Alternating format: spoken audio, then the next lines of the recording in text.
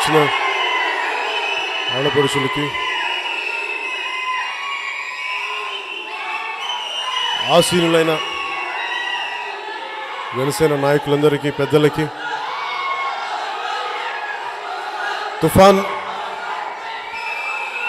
తుఫాన్ హెచ్చరికల్ని కూడా ఖాతరు చేయకుండా మీరందరూ ఈ మీటింగ్ వచ్చిన జన సైనికులకి, ఆడపడుచులకి, ప్రతి ఒక్కరికి పేరు పేరున, కంటెస్ట్ చేసిన అభ్యర్థులందరికీ పేరు పేరున ప్రతి ఒక్కరికి నా హృదయపూర్వక ధన్యవాదాలు, నమస్కారాలు, మీకు స్వాగతం పలుకుతా ఉన్నాను. జనసేన పార్టీ ఆవిర్భావం వీటిని చెప్పబోయే ముందు నాకు ఒంగోలు జిల్లాలో పెరిగిన వాడిని. నేను గుంటూరు జిల్లాలో బాపట్లో పుట్టాను. ఒంగోలు గోపాలనగరంలో ఉండేవాడిని. అలాగే కనిగిరిలో కూడా కొంతకాలం ఉన్నాం. అంటే కనిగిరిలో మేము ఉన్నప్పుడు నీళ్లు తాగద్దని చెప్పేవాళ్ళు, ఎందుకంటే మేము అక్కడి నుంచి వెళ్ళిపోయాం. మాకు కీళ్ళు నొప్పులు వచ్చేస్తున్నాయి. చిన్నపిల్లలకి అప్పుడు నాకు తెలియదు, ఫ్లోరోసిస్ అనే పదం తెలియదు, కానీ వంకరలు తిరిగిపోతాయంటే శరీరం అని చెప్పేవాళ్ళు. ఎప్పుడు నేను చిన్నప్పుడు విన్న ఈ రోజుకి కూడా ప్రకాశం జిల్లా కనిగిరి కానీ మిగతా కొన్ని ప్రాంతాలు అసలు ఫ్లోరోసిస్, కిడ్నీకి సంబంధించిన అంటే ఒళ్ళు పాడైపోతూ అవయవాలు చెడిపోయిన నీళ్లు కానీ, సరైన మంచినీటి సౌకర్యాలు కానీ, విపరీతమైన వలసలు కానీ, ఇవన్నీ చాలా బాధ కలిగించాయి. నేను జనసేన పార్టీ పెట్టడానికి ఏదో నాకు చాలా అద్భుతాలు జరిగిపోతే నేను పెట్టలేదు. నేను ఒక ముఖ్యమంత్రి అయిపోతానేమో నాకు అలాంటి పగటి కళలు నేను కన్నాం. ఎందుకు పగటి కళల్లో బతికేవాడిని కాదు, చాలా వాస్తవంలో బతికేవాడిని. నేను పార్టీ ప్రారంభించినప్పుడు నేను ఎందుకు 25 సంవత్సరాలతోటి నేను కమిట్మెంట్తో ఎందుకు వచ్చానంటే, చాలామందికి హాస్యాస్పదంగా ఉంటుంది నేను చెప్పేది. ఏదైనా ఒకటి జరగాలి, ఒకటి సాధించాలంటే సమయం ఇవ్వాలి దానికి. నేను ఒక మంత్రిని అయిపోవాలి, ఒక క్యాబినెట్ మంత్రిని అయిపోవాలి, ఎంపీని అయిపోవాలి, ఎమ్మెల్యేలు అయిపోవాలంటే నేను ఇంత నేను బాధపడక్కర్లేదు. నేను ఇన్ని సమస్యలు నేను అనుభవించక్కర్ చాలా వ్యూహం వేసుకొని సమర్థవంతంగా తీసుకెళ్ళగలను. నా ఒక్కడి విజయం కోరుకుంటే, నేను నా ఒక్కడి గుర్తింపు, నా ఒక్కడి విజయం నేను కోరుకోలేదు. మనందరి కష్టాల గురించి మాట్లాడే ఒక బలమైన పార్టీగా కావాలి. అలాంటి పార్టీ అధికారంలోకి వస్తే ప్రజా సమస్యలు మిగతా పార్టీల కంటే చాలా బలంగా ముందుకు తీసుకెళ్ళగలం, అడ్రస్ చేయగలం, పరిష్కరించగలం. నేను కష్టాల్లో పెరిగిన వాడిని, కష్టాలను చూసేవాడిని. ఇవన్నీ దృష్టిలో పెట్టుకొని చేశాను నేను. కానీ సమస్య ఎక్కడ వస్తుందంటే, మనకి రాజకీయాలు, పాలిటిక్స్ అనగానే డబ్బులతో ముడిపడిపోయి, చాలా పెద్దలతో ముడిపడిపోయింది. ఆ గ్రామాల్లో కావచ్చు, ఆ టౌన్స్లో కావచ్చు, కొంతమంది పెద్దవాళ్ళ చేతులు ఇరుక్కుపోయింది రాజకీయం. దాన్ని బద్దలు కొట్టాలంటే ఒక బలమైన భావజాలం తీసుకొని ముందుకెళ్ళాలి. దాన్ని మాట్లాడాలంటే ముందు నేను నడిచి చూపించాలని ఆ ఆలోచనతో నేను 25 సంవత్సరాలు నిలబడతానని ఎందుకు చెప్పానంటే, నేను నా భవిష్యత్తు కోసం రాలేదు, మీ బిడ్డల భవిష్యత్తు కోసం వచ్చాను. అందువల్ల నాకు చాలా కష్టంగా ఉంటుంది ఈ పార్టీని నడపడం అనేది. శుభ్రంగా సినిమాలు చేసుకుంటే అసలు ఎవరి గోల లేకుండా ఉంటుంది. కాకపోతే నాకేమనిపిస్తుంటే, నేను బాధ్యత గల పౌరుణ్ణి. ఇందాక గౌతమ్ చెప్తున్నట్టుగా, డాక్టర్ గౌతమ్, జలియన్ వాలాబాగ్లో అన్ని వందల మందిని చంపేస్తే ఒక కుర్రాడికి ఎవడో కోపం వచ్చింది. అప్పటికి రక్తం పట్టుకుని తడిచిన మట్టిని పట్టుకొని శపథం చేశాడు. అది ఒక సర్దార్ గుద్వామ్ సింగ్ కావచ్చు. దాన్ని చూసి ఇంకొకలాంటి నిర్ణయం తీసుకున్న భగత్ సింగ్ కావచ్చు. ఇలా చాలామంది ప్రేరణ పొంది వాళ్ళు ఈ రోజుకి మనం వాళ్ళ గురించి మాట్లాడతాం. అంటే మనం తీసుకుంది కాలం చెప్పాలి.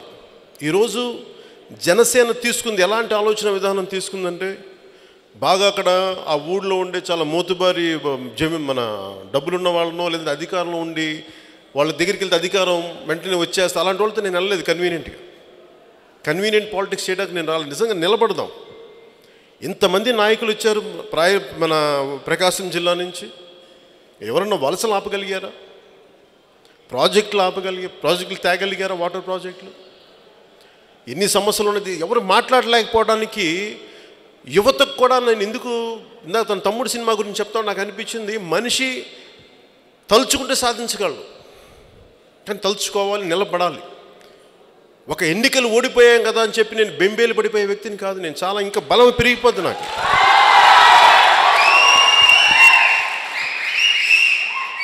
కారణం కూడా చెప్తాను. నేను చాలా ఆశయాలతో వచ్చిన వాడిని, చాలా బలమైన భావజాలంతో బతికే వ్యక్తిని నేను. అది రాజకీయాలకు సంబంధం లేదు. నేను నా స్వధర్మం ఉన్నవాడిని. ఇది నేను చేస్తాను, ఇది నేను చాలా బలంగా.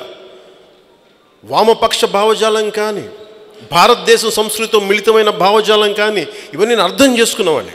దళితవాదం కానీ, మన కులాల తాలూకు సమస్యలు కానీ, మన ప్రాంతీయ విద్వేషాలు కానీ బాగా అవగాహన చేసుకుని వచ్చాను. అందువల్ల నేను చాలా ఆచితూచే మాట్లాడతాను. ఎలా పడితే అలా మాట్లాడను. దెబ్బ తిన్నా కానీ, ఎందుకంటే భావజాలంతో బతికేవాడికి దెబ్బలు తింటే అలా నిలబడతాడు. గెలుపే నాకు ఆదర్శం అనుకుంటే 100 వ్యూహాలేసి గెలిచేయచ్చు, కానీ దెబ్బ తిన్నప్పుడు కూడా కకావికలం అయిపోద్ది. ఈ రోజున తెలుగుదేశం పార్టీ కూడా చూడండి, దానికి భావజాలం ఏముంది? తెలుగుదేశం పార్టీ అంటే వ్యక్తికి, మనకి బలంగా, నాయకులకి బలంగా ఉన్నంత కాలం పార్టీలు నడుస్తాయి. కానీ పవర్ కోసం ఆడే పార్టీలు, పొలిటికల్ పార్టీస్ ఏమైపోతాయంటే, వాళ్ళకంటే పెద్ద వ్యక్తి వచ్చినప్పుడు కకావికలం అయిపోతాయి పార్టీస్. నేను పెట్టుకుంది ఒక 20 సంవత్సరాలు నాతో పాటు ప్రయాణం చేయగలిగే నాయకులు కావాలి నా పక్కన. అందుకని నేను 25 సంవత్సరాలు అంతేగాని కూర్చోబెట్టి చాలా పెద్ద స్థాయి వ్యక్తుల దగ్గరికి వెళ్ళిపోయి నేను వాళ్ళందరినీ వచ్చేసి నేను నడిపేయచ్చు కథని. నేను కోరుకుంది మన జీవితంలో ఆర్థికంగా, సామాజికంగా, రాజకీయంగా అందరూ బాగుండాలి. అంటే ఇప్పటిదాకా పోటీ చేయలేని సమూహాల నుంచి ఆ వ్యక్తులు బయటికి రావాలి.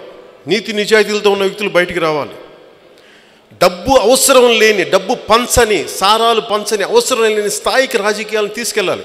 మేబీ అది కళ కావచ్చేమో నాకు, కానీ ఇందాక గౌతమ్ చెప్పినట్టుగా నేను కళను కంటాను. నేను మన కళల్ని తొక్కుతూ నడుస్తున్న కాళ్ళని ఖండించే వరకు నేను కళలు కంటాను. జరుగుతుందో లేదో నాకు తెలియదు. ఇది నేను మీకు ఎందుకు పంచుకుంటున్నానంటే, మంచో చెడో నాకు తెలియదు. నేను పార్టీ పెట్టాను, నా అంతిమ శ్వాస వరకు ఈ పార్టీని నడుపుతాను. గెలుస్తానా ఓడిపోతాను నాకు నిజంగా తెలియదు. కాకపోతే తల అయితే వంచను. నేను ఎవరికి గౌరవిస్తాను. నేను మనుషులకి చాలా గౌరవిస్తాను. చాలామంది అడుగుతారు, నువ్వు కన్వీనియంట్గా మాట్లాడేదేంటి, నువ్వు కూర్చోబెట్టి నీ భావజాలం ఏంటని. షె గువేరాని ఇష్టపడతావు, స్వామి వివేకానందాన్ని ఇష్టపడతావు. నేను ఎలా చూస్తాను మనుషుల్ని అంటే, మహాత్ముల్ని, మహనీయుల్ని. ఏ మనిషి అయినా సరే, మానవత్వం కోసం కష్టపడే ఏ వ్యక్తి అయినా సరే, వాళ్ళు ఏ వాదన తీసుకున్నప్పుడు, షె గువేరా మార్క్సిస్ట్ వాదన తీసుకున్నప్పటికీ, ఒక మార్టిన్ లూథర్ కింగ్ జూనియర్ నల్ల జాతీయుల హక్కుల కోసం పోరాడి వాళ్ళ వ్యక్తుల ఆస్ఫూర్తి. కానీ ఆయన క్రిస్టియన్ రెవరెండే కావచ్చు, ఆయన ఒక చర్చిని నడిపే రెవరెండ్ కావచ్చు. కాకపోతే నాకు మనుషుల్లోని, నాయకుల్లో మానవత్వం చూస్తాను. ఆ మానవత్వం అందరికీ పనిచేసేదైతే వాళ్ళకు ఏ కులమైనా, ఏ ప్రాంతమైనా, ఏ జాతి అయినా నేను నా గుండెల్లో ఆ స్ఫూర్తిని నింపుకుంటాను. వాళ్ళు తెలిసిన, వాళ్ళు చూపించిన స్ఫూర్తి నేను మీతో పంచుకుంటాను. అందుకే నాకు షె గువేరా కానీ, స్వామి వివేకానంద కానీ. అంతేగాని ఒక భగవద్గీత చదవగానే కూర్చోబెట్టి నువ్వు ఒక ఆలోచన విధానం, బైబిల్ చదివితే ఇట్లా ఆలోచించే వ్యక్తిని కాదు. నేను చాలా ఒక సమగ్ర దృష్టితో చూసేవాడిని ప్రతి సమస్యను. నేను చాలా జాతీయ భావాలతో పెరిగిన వాడిని. ఆ జాతీయ భావాలతో పెరిగిన వాడిని కాబట్టి ముందు నాకు దేశం చాలా ముఖ్యం, నాకు సమాజం.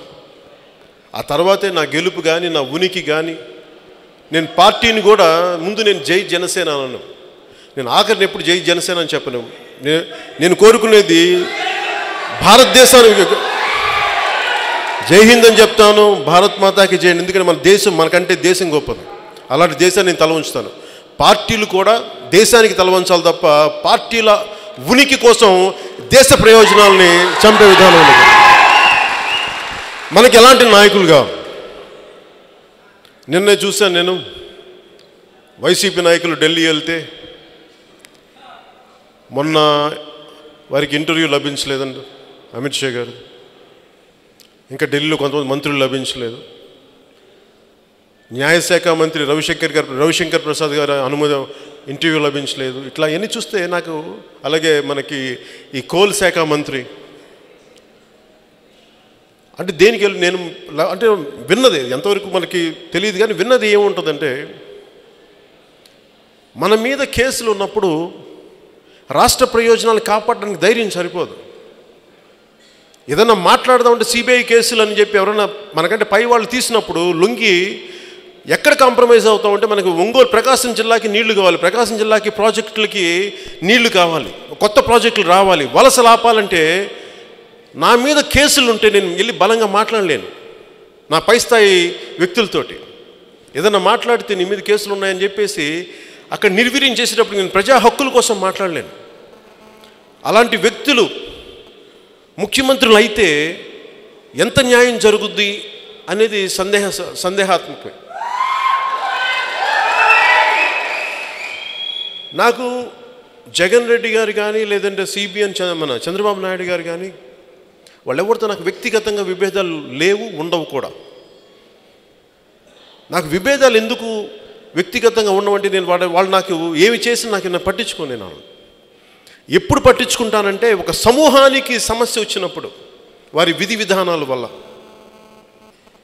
శాంతి భద్రతల్ని కాపాడాల్సిన ముఖ్యమంత్రులు, చట్టాలని సంరక్షించాల్సిన ముఖ్యమంత్రులు సొంత చిన్నాన్న కిరాతకంగా మెడకోసి చంపేస్తే అప్పట్లో తెలుగుదేశం అప్పుడు ప్రభుత్వం చేయించింది అన్న లేపిన వాళ్ళు, లేదంటే కోడికత్తితో దాడి చేశారు నా మీద. మరి ఆ రోజు అవి మాట్లాడి ఆంధ్ర పోలీసుల మీద నాకు నమ్మకం లేదు, సిబిఐ విచారణ జరిపించమని వాళ్ళే అన్నారు. అప్పుడు సొంత చిన్నాన్న చనిపోతే మాకు నమ్మకం లేదు ఆ రోజు అన్నారు. మరి ఈరోజు వాళ్ళే ముఖ్యమంత్రి అయ్యారు, వాళ్ళ పార్టీ అధికారంలోకి వచ్చింది, వాళ్ళ మీద విచారణ జరిపించవచ్చు కదా, దోషులు ఎవరో పట్టుకోవచ్చు కదా. కోడికత్తితో దాడి చేసిన అబ్బాయి ఆ రోజు నేను గవర్నర్ నరసింహన్ గారు కూడా మేము ఆంధ్ర అంటే ఆయన భరోసా ఇచ్చారు జగన్ గారికి. మరి ఈ రోజున అందరూ ముఖ్యమంత్రులు అయిపోయిన తర్వాత మర్చిపోయారు ఆ కేసు కన్వీనియంట్గా. వాళ్ళు మర్చిపోయారేమోగా నేను మర్చిపోలేదు, మీరు మర్చిపోయారేమోగా నేను మర్చిపోలేదు. ఓకే, ఎందుకు మర్చిపోను అంటే మీరు చట్టాలను సంరక్షించాల్సిన వాళ్ళు మీరు అలా కన్వీనియంట్గా ఉండబట్టే మీ నెల్లూరు ఎమ్మెల్యే శ్రీధర్ రెడ్డి ఒక పత్రికా విలేకరి మీద దాడి చేయగలడు, ఒక మహిళా అధికారిని మీద దాడి చేయగలడు. మీ ఎమ్మెల్యే ఇంకొకళ్ళు ఎక్కడో మన తూర్పుగోదావరిలో అత్యంత కిరాతకంగా రోడ్డు మీద వెళ్తుంటే పొడి చేయగలరు. ఇవన్నీ ఏం సూచిస్తున్నాయి? మీరు క్రైమ్ని వెనక్కి వేసుకొస్తే మిమ్మల్ని ఫాలో చేసే వాళ్ళు కూడా అవే చేస్తారు. ఇవి నా సొంత సమస్య కాదు, ఇది మన సమాజ సమస్య. ఇది మనం ఎన్నుకునే వ్యక్తులు నేరాలతోటో ఆర్థిక నేరాలు కానీ వీళ్ళైతే మనకి భయంతో మనం ఈరోజు అణిగిమణిగి ఉన్నాం.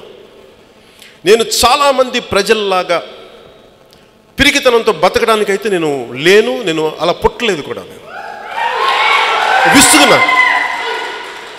పిరికితనంతో. ఎందుకని వీళ్ళనంటే మళ్ళీ మన మీద అదే అంటారేమో, వీళ్ళనంటే విసిగిపోయాను దశాబ్దాలు. చిన్నప్పటి నుంచి చూసి గోపాల్ నగరంలో పెరిగి ఆ ఇళ్లలో పెరిగినప్పటి నుంచి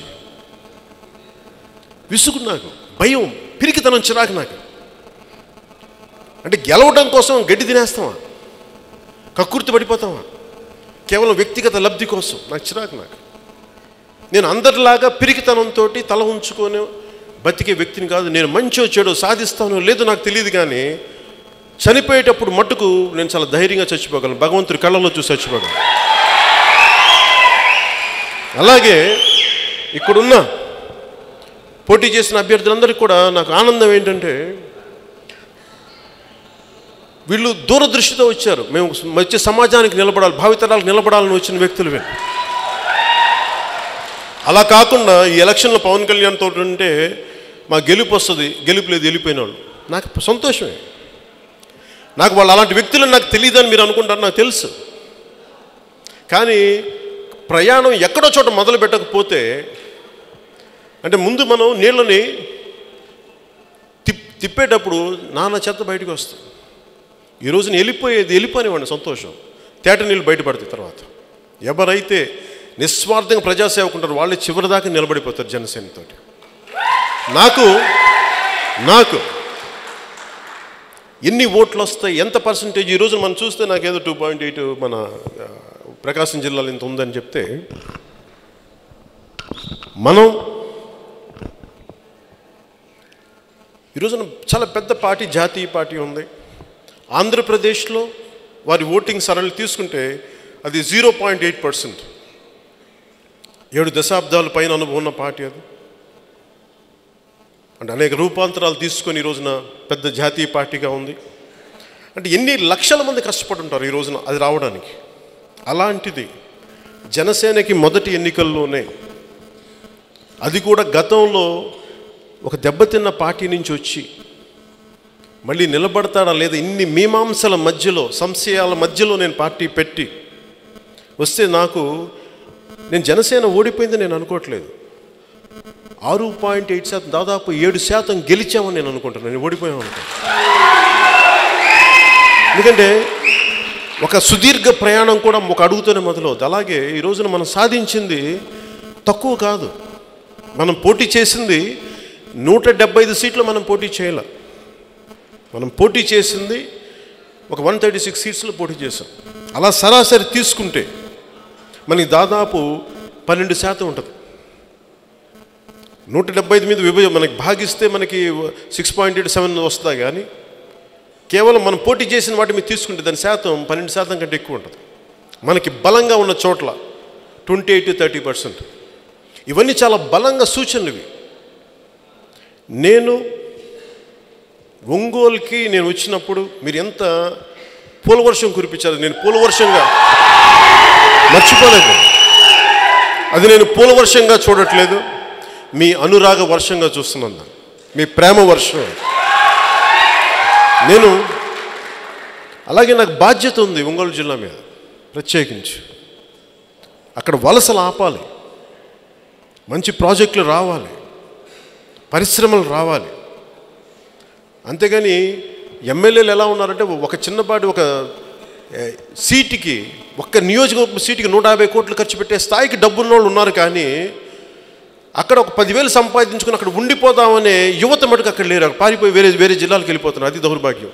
అంటే 150 కోట్లు ఎన్నికల కోసం ఖర్చు పడేసేయగలిగే, అంటే 2,000, 3,000, 5,000 ఒక ఓటు కోసం కొనగలరు. కానీ ఒక 5,000 ఇచ్చే ఉద్యోగాల కోసం పరిశ్రమలు పెట్టే నాయకులు కొరవయ్యారు మన సమాజం. అది మనం బాధపడాల్సింది.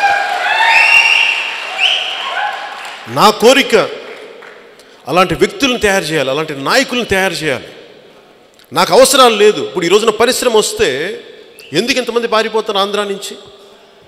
ఎవడైనా రాగానే ఏమంటారు, నాకు ఎంత ఇస్తావు చెప్పు, ఎంత పర్సంటేజ్ ఇస్తావు నాకు నీ కంపెనీ పెడితే, ఇంత కంపెనీ పెడితే నాకు ఏమొస్తుంది? ఇలా ప్రతి ఎమ్మెల్యే, ప్రతి ఎంపీ, ప్రతి మినిస్టరు అడిగితే పెట్టుబడిదారులు ఎవరు వస్తారు? ఇక్కడి నుంచి మన నెల్లూరు, మన ఒంగోలు, మన అన్ని జిల్లాల నుంచి ఎక్కడో అమెరికాకో, ఎక్కడో యూరోప్కి వెళ్ళి అక్కడ 100 మందికి 500 మందికి ఉద్యోగాలు ఇచ్చే అక్కడ సక్సెస్ అవుతుంటే, ఇక్కడ మన వాళ్ళ పారిశ్రామికవేత్తలకు ఎందుకు సక్సెస్ అవ్వలేకపోతున్నారంటే, ఒక కార్పొరేటర్ దగ్గర నుంచి, ఒక కౌన్సిలర్ దగ్గర నుంచి మన రాజకీయ వ్యవస్థ ప్రతి ఒక్కరిని పట్టి పీడించేస్తారు. నా వాటా ఏంటి, నా వాటా ఏంటని. వాటాలు అడిగే వాళ్ళని తన్నే సమాజం రావాలి, తన్నే రాజకీయ వ్యవస్థ రావాలి. నిజాయితీ పరులు, కష్టపడేవాళ్ళు, ఔత్సాహికులు, పారిశ్రామికవేత్తలుగా వచ్చి ఈ సమాజం బాగుపడాలి. అప్పుడు కానీ మనం ప్రకాశం జిల్లా నుంచి వలసలాగం. అంత బలమైన సమూహం కోసం తయారు చేయడానికి నేను సంసిద్ధంగా ఉన్నాను. నాకు మీ సహకారం కావాలి. మీరు ఏ రోజు ఎంత హక్కును చేర్చుకుంటే ఈ రోజున మనకు ప్రకాశం జిల్లాలో మీరు ఎంత పర్సంటేజ్ ఇచ్చినా, మీరు మనస్ఫూర్తిగా ఈ రోజున ఎన్ని వందల మంది ఇక్కడ ఉన్నారు, నాకు అది సరిపోద్ది. నన్ను నమ్మే 10 మంది చాలు. నమ్మని 10 లక్షల మంది నాకు అవసరం లేదు. నమ్మే 10 మంది చాలు. అందుకని నాకు ముఖ్యంగా వెనకబడిన జిల్లాల్లో ముఖ్యంగా మనకి రాయలసీమలోని మన అనంతపురం కానీ, మన ప్రకాశం జిల్లా కానీ వీటి మీద ప్రత్యేక దృష్టి సారించాల్సి ఉంది. మన ఉత్తరాంధ్ర వైపు కానీ అంత వెనుకబాటుతనం ఉంది. అందుకని ఆ వెనుకబాటుతనం మీద ప్రత్యేక దృష్టి పెట్టి నేను ఎవ్వరికీ తల వంచకుండా, ఆత్మగౌరవం కోల్పోకుండా, మన ఆత్మగౌరవాన్ని నిలబెడుతూ మన రాజకీయ ప్రస్థానం ఉంటుంది. ఏదైతే ఇంతమంది ఎంపీలు వచ్చారు, ఇంతమంది ఎమ్మెల్యేలు వచ్చారు, మన ప్రకాశం జిల్లా నిర్లక్ష్యం చేశారు. అలా నిర్లక్ష్యానికి గురి కాకుండా నేను మనకి అండగా ఉండి అలాంటి పరిస్థితులు తీసుకొస్తాను. అలా ఇందాక సాయిబాబా గారు మాట్లాడుతూ నేను ప్రకాశం జిల్లా మొత్తం యాత్రలు చేస్తాను, నేను పాదనడక చేస్తానంటే, పాదయాత్రలు చేస్తాను, మీరు చేయండి. ఆ చేసే ప్రాసెస్ నేను కూడా ఒకరోజు కొన్ని కీలకమైన రోజుల్లో నేను కూడా వస్తాను, మీతో పాటు కొన్ని కిలోమీటర్ నడుస్తాను, నిజంగా వస్తాను. ఇది నేను జాతీయ పార్టీలు చాలామంది ఈ రోజున మనకి భారతీయ జనతా పార్టీ కానీ మిగతా బీఎస్పీ కానీ వీళ్ళందరూ చాలా కష్టపడి వచ్చారు పార్టీని. ఈ రోజున జనసేన మొదటి బిడ్ ఇది, చిన్న అడుగులేస్తుంది. ఒక 20 సంవత్సరాల తర్వాత జనసేన మాట్లాడుకోవాలంటే నా కోరిక నేను దేశంతో మాట్లాడుకోవాలి జనసేన గురించి. అలాంటి పాటించాను. నేను కలలు కంటాను, కలలు కొని నువ్వు ఒక పెద్ద కాంట్రాక్ట్లు సంపాదించేద్దాం, డబ్బులు సంపాదించుకుందాం బిడ్డలు, అట్లా నేను కోరుకుంటాను. నా కళ ఏముందంటే నిజానికి మన ప్రకాశం జిల్లాలో అక్కడ మనకి ఈ ఫ్లోరైడ్ లేని నీళ్ళని తేగలిగితే అక్కడికి ప్రాజెక్టుల ద్వారా ఫ్లోరైడ్ అసలు వ్యాధులు బారిన పడకుండా ఇలాంటి పరిస్థితులు వలసలు కానీ ఆపగలిగి అక్కడ మనకి ఉద్యోగాలు సంపాదించగలిగే పరిశ్రమలు అవకాశాలు అలాంటివి తీసుకురాగలిగితే చాలా గొప్ప విజయంగా భావిస్తాను. నేను అలాంటి కలలు కంటా ఉన్నాను. దీనికోసం మీ అందరి సహాయ సహకారాలు నాకు కావాలి. మీరు ఏ భరోసా అయితే వచ్చారో నేను ఆ భరోసా నేను నిలబడే ఉంటాను. కానీ అందరి నాయకుల్లాగా నేను కూర్చోబెట్టి మాయ మాటలు చెప్పలేను. ప్రతిరోజు కనిపించే హడావిడి, టీవీల్లో కనిపించేసే హడావిడి, పేపర్లో ఏమి ఎక్కడికి వెళ్ళాం, ఎక్కడ వేసిన గొంగళి అక్కడే ఉంటాం, ఏమి వెళ్ళాం. వైసీపీ వస్తే అద్భుతాలు జరుగుతాయని చెప్పారు కదా. కన్నీళ్ళు అసలు కన్నీరు కార్చాల్సిన అవసరం లేదమ్మా, మా నాయకుడి నుంచి కన్నీరు దురిచేస్తాడు, మీరు కన్నీరు కార్చాల్సిన అవసరం లేదు. మరి ఈరోజు భవన నిర్మాణ కార్మికులు, ఇసుక మాఫియా గురించి మనం మాట్లాడాం. ఇసుక మాఫియా గురించి మాట్లాడితే తెలుగుదేశం చేసింది మారిపోయి ఇప్పుడు వైసీపీ మాఫియా చేస్తుంది, అంతే, పెద్ద ఏం తేడా అదే చేస్తూ ఉన్నాం. ఇసుక మనకి మామూలుగా దొరకట్లేదు, కానీ ఎవరికి ఎల్లాలో బ్లాక్ మార్కెట్ ద్వారా వెళ్ళిపోతుంది. 50,000 నుంచి 1,00,000 దాకా వెళ్ళిపోతూ ఉంది. పక్క బెంగళూరుకి పోతూ ఉంది, అటు తెలంగాణకి వెళ్ళిపోతుంది, ఆంధ్రప్రదేశ్, కానీ ఆంధ్రాలో దొరకట్లా. అందుకని భవన నిర్మాణ కార్మికులు అంటే ఒక కార్మికులు ఈ లక్షల మందే కాకుండా దాని మీద సంబంధితంగా ఆధారపడ్డ అనేక అనుబంధ పరిశ్రమలు ఉన్నాయి. ఒక ఇల్లు కడితే కావాల్సిన వైరింగ్ కానీ, ప్లంబింగ్ కానీ, మనకి టైల్స్ వేసి ఎన్ని రకాల అనుబంధ వ్యవస్థ మనకి రంగాలు ఏమున్నాయో వాళ్ళందరూ కష్టాలు పడుతూ ఉన్నారు. వాళ్ళందరూ వచ్చి నాకు పదే అడుగుతూ ఉంటే నాకు కూడా కోరిక వెంటనే వచ్చేసి ఒక పార్టీ అనగానే రూలింగ్ పార్టీని తిట్టేయడం ఇది నాకు కాదు. ఏదో మాట్లాడాలని వెయిట్ చేస్తే వాళ్ళ బాధలు చూసి ఈ 3వ తారీఖున వైజాగ్లో భవన నిర్మాణ కార్మికుల కోసం నేను రోడ్ల మీదకి వస్తాను. నేను అనుకోలేదు ఇంత తొందరగా, నాకు అవకాశం రాదు అనుకున్నాను. ఒక 2.5-3 సంవత్సరాల వరకు లేదంటే సార్ రాకపోవచ్చేమో. వచ్చే 15 సంవత్సరాలు 20 సంవత్సరాలు వైసీపీ రూలింగ్ ఉంటుందేమో, అంత 150 సీట్లు వచ్చిన తర్వాత నేను అనుకున్నాను. కానీ 151 సీట్లు వచ్చినాయి, కానీ ప్రజలు పెట్టిన నమ్మకాన్ని వాళ్ళు ఈ రోజున పల్సం చేసేస్తూ ఉన్నారు. నిజంగా బాధపడే విషయం, చాలా బాధపడే విషయం.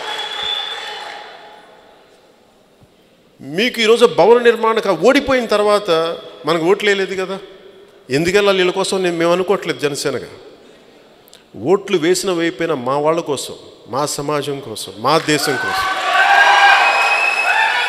అంటే చాలామంది ఎమ్మెల్యేలు మీకు తెలియదు ఏముంటుంది. ఇప్పుడు వెళ్తే అవునా, మొన్న ఒంగోలు జిల్లా సంబంధించిన ఎవరో ఎమ్మెల్యే, వైసీపీ ఎమ్మెల్యే ఏదో వీడియో చూస్తూ ఉంటే పంపించాను. నాకు చూస్తూ ఉంటే పని చేయమని అడిగితే నేను ఎందుకు చేయాలి, మీకు డబ్బులు ఇచ్చాను కదా, నేనే మీకు పని చేయడానికి నేను డబ్బులు సంపాదించుకోవడానికి వచ్చి మీకు చేయాల్సిన అవసరం లేదు. అలాంటి మాటలు మాట్లాడుతూ ఉంటే వ్యవస్థ అంతా పాడైపోయింది. సో నాకు ఇవన్నీ చూసి నాకు అనిపించింది ఈ వ్యవస్థ మారుతూ ఉండాలి, కొత్త నాయకత్వం రావాలి. ఆ నాయకత్వం కష్టాలు తట్టుకొని నిలబడాలి. ఈ రోజున ఇక్కడున్న అభ్యర్థులందరికీ, నాయకులందరికీ కూడా, కొత్త యువత కూడా చెప్తా ఉన్నాను, ఆడపడుచులకి, ఈ కష్టాలను తట్టుకొని మీరు నిలబడకపోతే కేవలం మొత్తం నా బాధ్యత అంటే ఒంగోలులో ఒక చిన్న ప్రాంతంలో వచ్చి నేనే రావాలంటే కుదరదు. మీరు ముందుకు తీసుకెళ్ళాలి దీన్ని. కొన్ని ప్రత్యేక, ఇందాక సాయిబాబా గారు ఆయన నడుస్తాను అనుకున్నప్పుడు నేను కొన్ని ప్రత్యేక రోజులు వస్తానని చెప్పాను. అలా మీరు కూడా ఎవరికి వాళ్ళు సొంత బాధ్యత తీసుకుని, ఇది నా కోసం కాదు, మన సమాజం కోసం మీరు చేయండి త్రూ జనసేన. అలా ఆలోచించి ముందుకెళ్దాం. అలాగే ఈరోజు వైజాగ్లో 3వ తారీఖున భవన నిర్మాణ కార్మికుల కోసం, అంటే ఇన్ని లక్షల మంది రోడ్ల మీద పడిపోతే ఓట్లు వేసేయటం, ఒక ప్రభుత్వాన్ని అత్యధిక సీట్లు గెలిపి ఇచ్చి ప్రజలు తప్పు చేశారా అనే భావన చాలామంది కలుగుతూ ఉంది. ప్రజాస్వామ్యంలో చాలామందికి తక్కువ మెజారిటీతోటి అందరూ సమానంగా ఉంటే తప్ప, ఈరోజు వాగ్వాదం ఉంటుంది, డిబేట్ ఉండాలి. ఇప్పుడు ఈరోజున అసెంబ్లీకి వెళ్ళి డిబేట్కి వెళ్ళాలంటే వెళ్తే కొడతారేమో, 150 మంది కలిసి మిగతా 20 మందిని కొడతారేమో అని చెప్పి అలాంటి భయప్రాంతులను చేస్తూ ఉన్నారు. చట్టాలు చేసేవాళ్ళు కొడితే ఎవరు పోలీసులు ఏం మాట్లాడతారు అక్కడ? అందుకని ప్రజాస్వామ్యంలో మీరు ఎడ్యుకేట్ చేయండి. మీరు కూడా చేయగలిగేది, ఒక్కొక్క ప్రాంతంలో ఒక్కొక్క నియోజకవర్గంలో సమస్యలు ఎలా ఉంటాయి, ఎలా మాట్లాడాలి, మీరు పదే పదే చెప్పుకుంటూ వెళ్ళి ప్రజలతో మమేకం అవ్వండి. నేను నా వంతు కృషి చేస్తాను, మీ అందరూ మీ వంతు కృషి చేయండి, నేను మీకు అండగా ఉంటానని తెలియజేసుకుంటూ, వైజాగ్లో 3వ తారీఖున జరగబోయే మన భవన నిర్మాణ కార్మికుల కోసం, ఆ యాత్ర కోసం మీ అందరూ సహాయ సహకారాలు అందించవలసిందిగా, మీ వంతు దీవెనలు ఇవ్వాల్సిందిగా, మీరు రాగలిగితే కనీసం 10 మంది ఒంగోలు జిల్లా నుంచి వచ్చిన భవన నిర్మాణ కార్మికుల కోసం సంతోషంగా ఉంటుందని తెలియజేసుకుంటూ, నాకు ఇంత అపూర్వమైన అవకాశం ఇచ్చిన మీ అందరికీ, అలాగే ఒక దూరదృష్టితోటి, ఒక సదూరమైన లక్ష్యాలతోటి వచ్చిన ఇక్కడ అభ్యర్థులందరికీ పేరు పేరున ధన్యవాదాలు తెలుపుకొని సెలవు తీసుకున్నాను. జై హింద్.